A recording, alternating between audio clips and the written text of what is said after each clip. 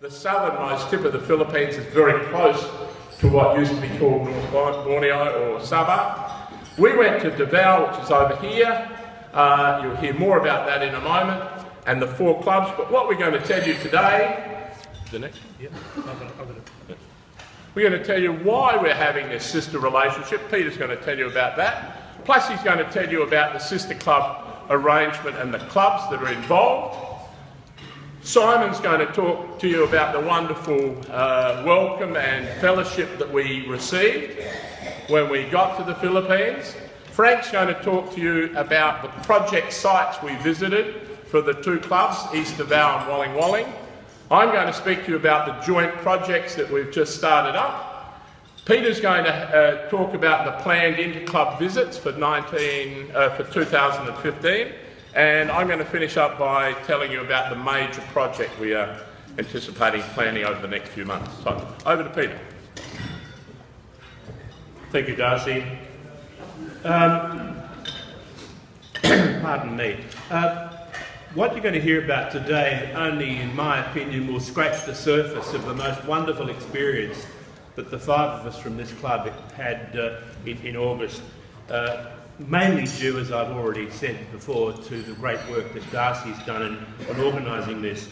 To see some of the sites that we'd seen, to see some of the people and meet some of the people that we've met, to stand on Jack's Ridge and look out over the panorama of Davao City, which you'll see in one of the slides, and just imagine what it was like in 1942 with the Japanese invasion by air and sea in the bay between Davao City and Samal Island. Just the history, the smells, the sounds, the sights, and hopefully we'll just be able to capture some of that today. Darcy has started off the batting by outlining the agenda. The first question is why? Why the heck would we want to do this? Well, there's a number of reasons. The first is that the strategy planning session that Frank facilitated in his year last year revealed that the key drivers of member engagement include, but not limited to, things such as, quotes, get involved in some worthwhile community service type projects. Think laterally about our larger club projects in which themselves make the community keen to be involved. And indeed, younger members feel we need to look at different projects within the community so that we can attract the next generation of young members of this club. Added to this, simply that John Tomich and Brett Wittenbury spoke at our club last year about the wonderful project with Prospect Rotary Club, our partners in this exercise, on the HERES project in Tonga, and some of the wonderful things that we were able to do in that project. I think Rotarian Michael's presentation to us, I think it might have been the Barton Terrace meetings that we had, talked about the wonderful club arrangements from his club in Baguio and the sister club arrangements that can be developed. So essentially the reason why is, they are some of the reasons, but basically we listened. We listened to all that feedback, we had a chat, and we decided that this indeed lit a spark in all of us and was in fact a great way to light up Rotary in this Rotary year. To tell you about the sister club objectives, I'll just turn my page, and everything should have an objective, and our objectives on this project are simply to promote friendship and understanding. It's a very sound Rotary philosophy. To work together on the development and implementation of joint projects, and to conduct inter-club visits for fellowship, cultural and vocational awareness. We visited, and with those objectives in mind, we sat down and a finer group of people and presidents and district governor-elects I don't think you'd meet anywhere in the world on that table. Myself, Doug Layng, DGE, Jeanette Valarazo from the Waling-Waling Davao Club, and Anton Manzali, president and my classmate, as he called me, in Rotary Club of East Davao, which of course is Darcy's club. And that led us then to the signing on that table on that day of this agreement. So, to tell you a bit more about it, I'll pass on to Frank. Oh, sorry, to Simon.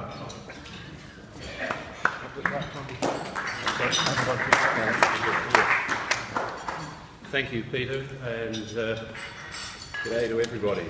I'm here to talk a little bit about our reception and the meetings that we went to.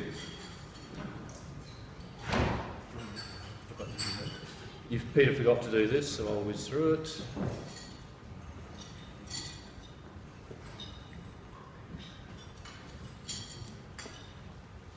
There'll be a test on that next week. And a test on that the week after.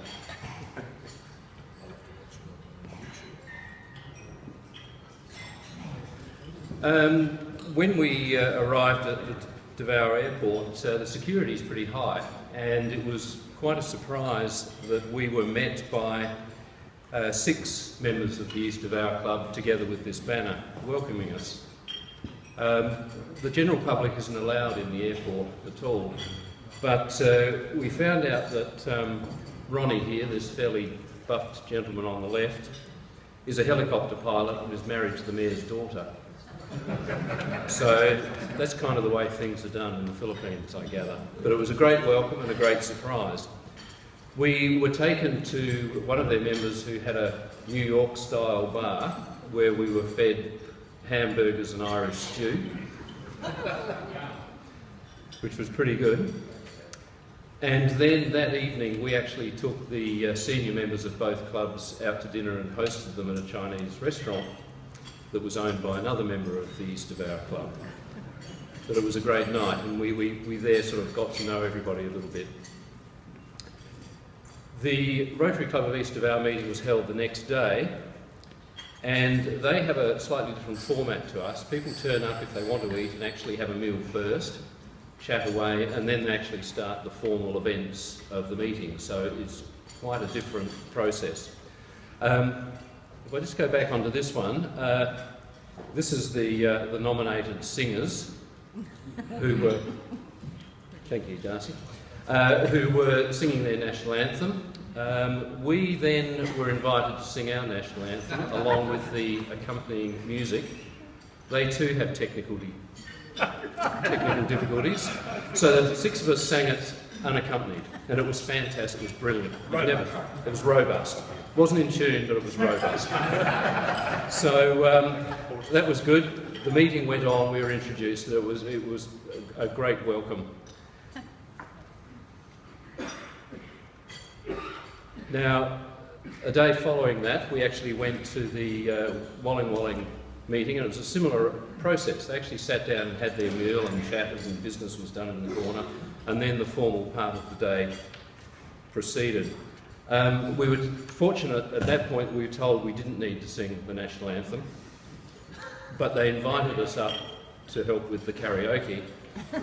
And the karaoke, we were meant to be singing Staying Alive by the Bee Gees. Yes, exactly.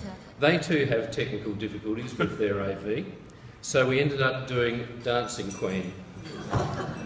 And I think Kim needs to actually pay quite a few fines because you can actually see what was happening there. It was a real hoot, actually. And then we had, Staying Alive. So that was a lot of fun. It was a lot of fun. So that meeting went on. We signed the agreement at this meeting between the joint clubs and had that.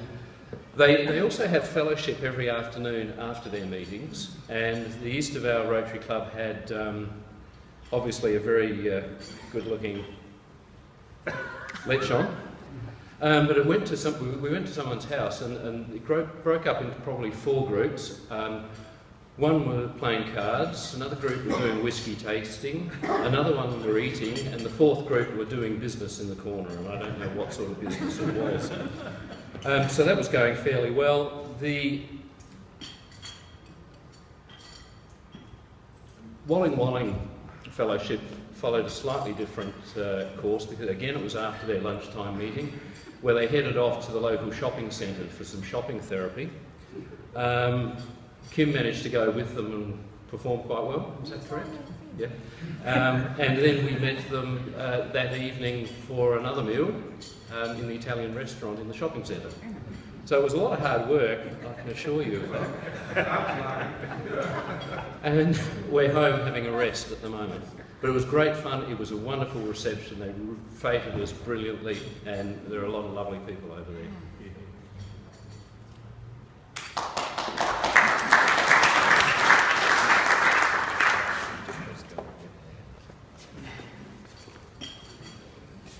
Well, my responsibility in this presentation is to actually identify the projects that the two clubs in Davao actually are undertaking now. And the first one of these is in a village which is barangay, that means a village in Philippines, and it's at Kaliklik. Kaliklik. And there is adjacent to each other a health service and an elementary school. Then we visited the hospital, which has a haemophilia centre that's sponsored by the Prospect Club, and one of the only centres in Mindanao. And then we visited the House of Hope and a daycare centre, vocational training, which is sponsored by the Rotary Club of East Davao. Wrong way. This is, yes, what was the name of that village again?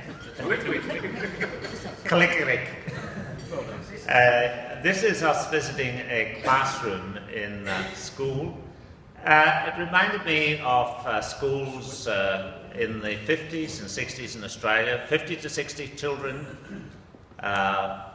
joyful, well-disciplined, wanting to learn. But my wife tells me, oh, she was in a class of 72, so maybe she was disadvantaged. So this is the joy at receiving Darcy and Peter as the major leaders of our project. This is more serious now. I think that was just a photographic opportunity.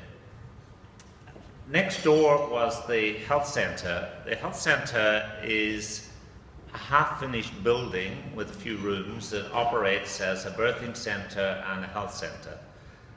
It needs a lot of investment to bring it up to even minimal standards, but it does great work, and I think the nurse operates out of there 3 days a week.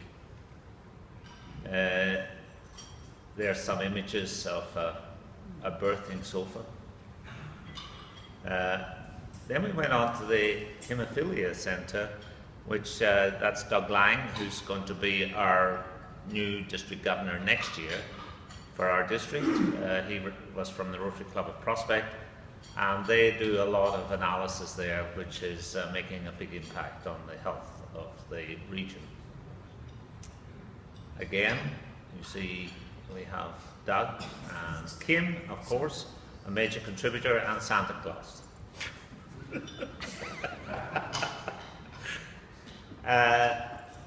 This was an interesting health centre run by or sponsored by the East Davao Club.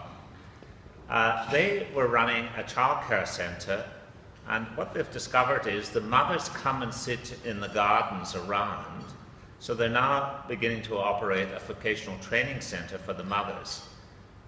This area actually came from a resettlement of mothers and children who used to live on rubbish dumps. So they're now actually in care, childcare here, and the club or the organisation is now trying to develop a vocational training, and one of the members of that club has indicated if they're trained, he will give them jobs in his business. So this is, I suppose, the benefit of education is the way out of poverty. This is just a snapshot of the water sanitation system. That was Simon's nightmare. Simon Drew's nightmare. Well, all of it is OH&S, not compliant to Australian standards, but it actually works and impacts on the well-being of these communities. The House of Hope. Now, this was something really special. This is, I suppose, like the nearest we would have would be Robbie McDonald House. It's where children stay between treatments at the hospital.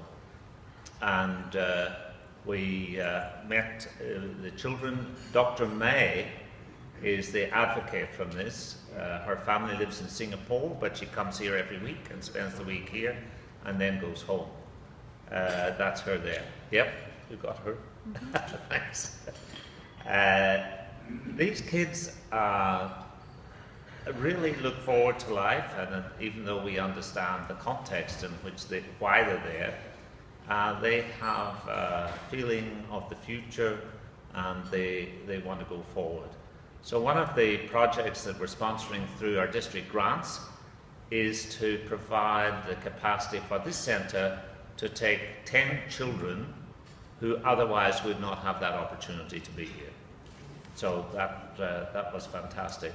The other project that we're sponsoring through the district grant is for this centre to actually harvest water for their needs.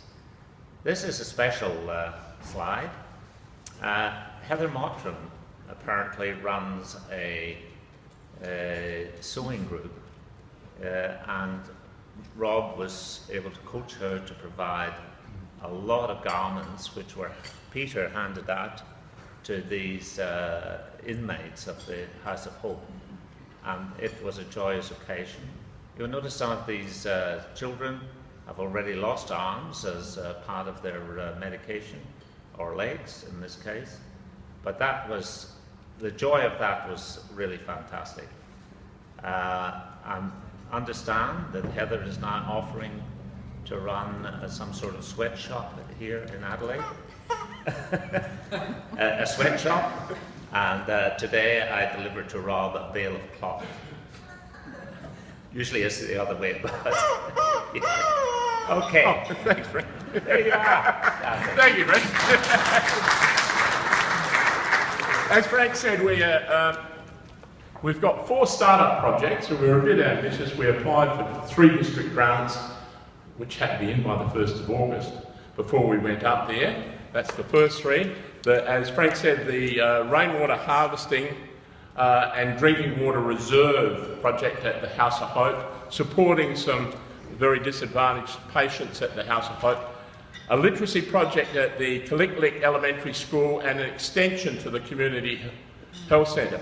This is the rainwater harvesting. This is the extension centre where up to 50 patients with their mothers or fathers live, because they come from all around Mindanao. They can't afford to travel backwards and forwards for their chemotherapy or whatever every second or third day, so they actually live here. That's their drinking water at the moment off this rickety old roof. Our project, which is worth about $2,000, is to put all new gutters along here, a new stainless steel tank and a pump. So we'll improve their drinking water. As Frank said, not all of the medication required by these patients is met by the Philippine government, so we're providing another $2,000 to help 10 kids over the next 6 months with their medication. The Kaliklik Elementary School has very poor literacy, reasonably high population of Muslim kids, nearly 500 kids in all. What we're doing there is the Philippine government's providing a lot of good resources, but they only provide 1 copy, not enough even for each teacher. So we are going to purchase a photocopier duplicator, and we're going to trial a new way of literacy and reading development using Kindles. And this is being done by the Walkerville Rotary Club in PNG at the moment as well. They're trialling it, so we'll go along and see what we can do there. As a startup for that community, kids told us they didn't have books or pencils to write on. So our group put our hands in our pockets and we gave each of our $500. Within 4 days, they'd purchased all this stuff, which is writing books and pads and pencils and crayons, and they delivered it to East Davao in 4 days after we left, and then they sent us those photos. We did a similar thing with the House of Hope. The Community Health Centre services 2,650 people.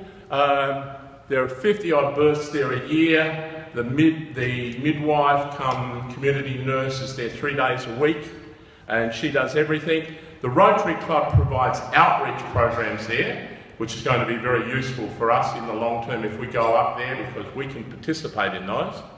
What we're going to do there is provide them with some money to get some materials to extend this community health centre, which currently has 2 little treatment rooms.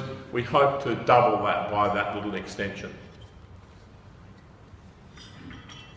Over to Peter for the Interclub. Thank you. I was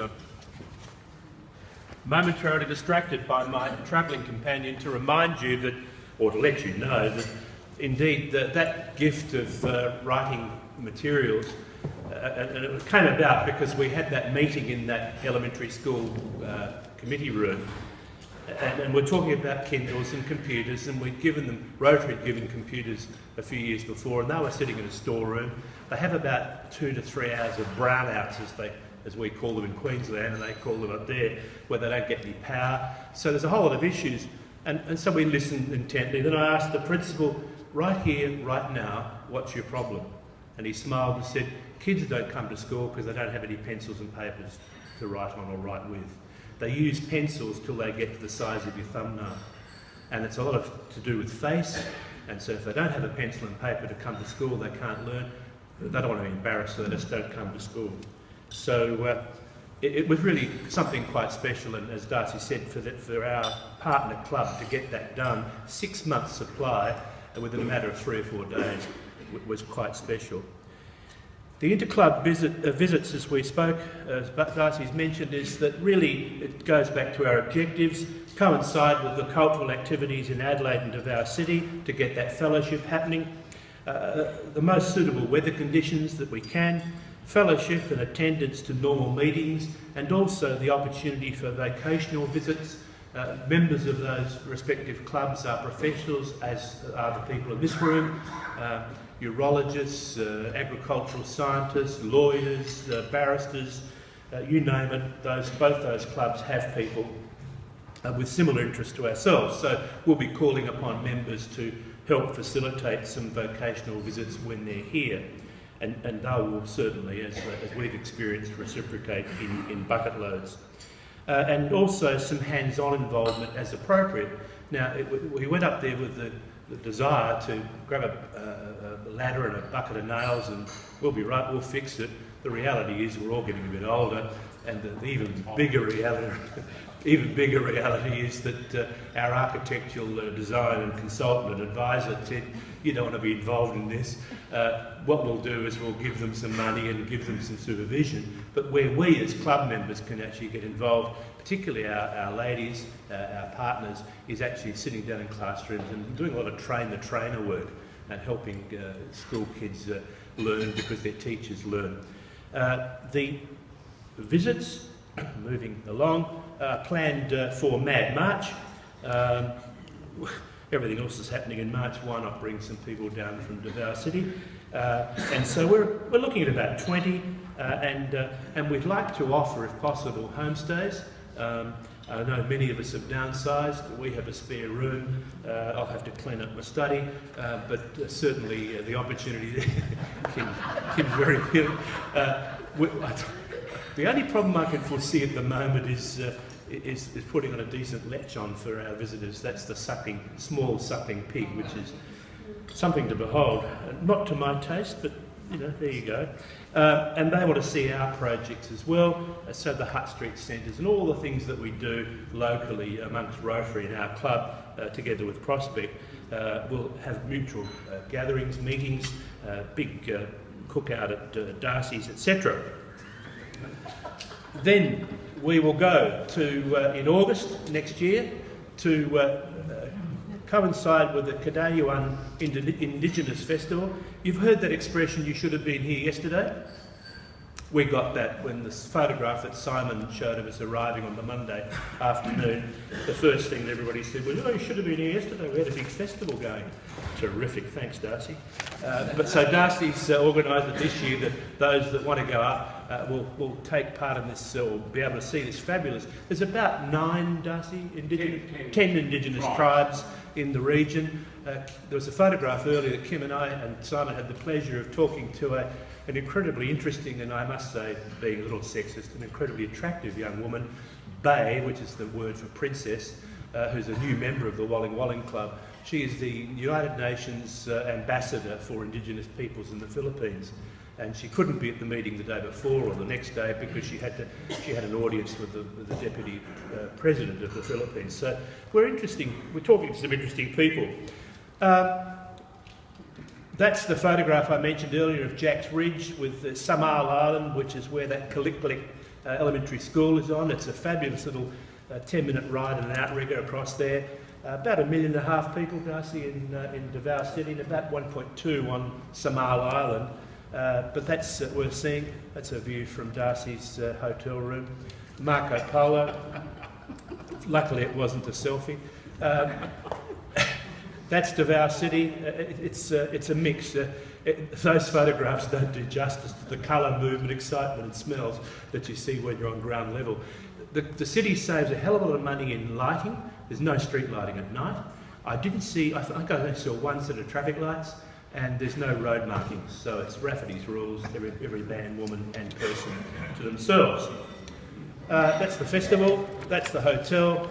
And now, to complete the story, I pass back to Darcy, and hopefully we've left enough time to ask a question or three.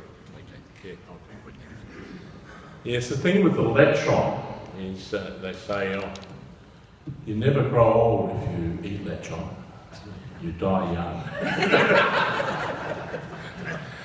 Look, what we're aiming at doing with the startup projects is to get a lot of information so we can put together a substantial project which we can seek matching grants through a global grant process. And we can get up to about a maximum of about 3 times what we contribute through that process. So if we could put in something like 20 or 30 grand between all our clubs, we could get a project worth up towards 100,000. What we agreed on is we would focus this design on 2 very poor communities. I think Kaliklik is one that East Davao will choose.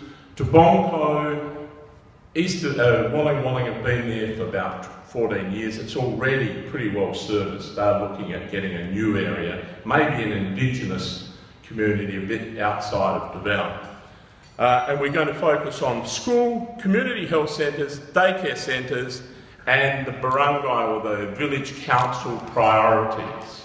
And very quickly, we'll focus on literacy, extensions and maintenance to buildings, because at that Kaliklik school, they've got a completely condemned set of 2 classrooms, which are high priority for the Philippine government. But speaking to their regional director, she told us, yes, it's high priority, but in reality, I won't get any money to do that for 10 years. So we'll help with that. Maths and science, we'll get a lot of those resources here through Peter's group at SPA, and furniture and toys for the daycare centre, and water and sanitation again. Similar sort of thing with the health centres, medical supplies, extensions, maintenance to building equipment, and possibly some training of the midwives, with also a continuing support for that House of Hope, that child's centre. That's the sort of timeline we're looking at. This month, those 2 Rotary clubs finding those 2 communities. We're going to do the design between now and November. I've got to go back up there in November for 2 other functions, so we'll sit down together and we'll design that. All the clubs' boards will then look at it in December, and we'll seek global grant support for it early next year and implement it from June onwards. And we hope within that health focus to have those community outreach programs so that our members that go up there in August next year can actually have 2 or 3 days. You know, you can be trained in certain aspects of the HEARS project to look inside kids' ears. You can do a lot of documentation and stuff like that. You can be in some sort of line that they move through. But the more hands-on involvement we can get in the design of this, the better. So that's it for our presentation. I think we've got time for maybe one quick question. Oh, I thought I'd timed it so that we didn't have to take it. One question. Any question? I think we've covered We it. must have covered it all. Over to you, Peter. Thanks, Darcy. And in the local dialect, some welcome and congratulatory messages there, which I will not attempt to say. Frank struggled over click, but I got that right. Rotarians, thank you for your attention. I hope that gave you an insight into the fabulous 4 days that we had, and just touched the surface of the tremendous opportunities this club has to do to own a project somewhere else that really does make a difference and lights up people's lives in this year and the future years. It's part of our strategy, it comes out of our strategic direction, it's well managed. From now, Darcy's sort of a project officer, major domo of the whole thing. However, it now falls under Rob Barker's area of international service, and there will be a committee established to run it. We're looking for volunteers of all kinds. You've seen what a difference, a little 20,000 pesos sounds a bit better than 500 bucks. But if you can see visibly what difference we can make, and of course, seeing me on bended knee to a young woman, young lady, getting a dress that was made with love from Heather and her team here was special. And I think if I could just finish, the money shot for me was the young woman without an arm, 14 years old, bald, stage 4 or 5 of cancer, which is not flash. Mask on because you don't want to get your germs. The eye contact that she had with past President Simon, she wants to be an architect. And it was just something special.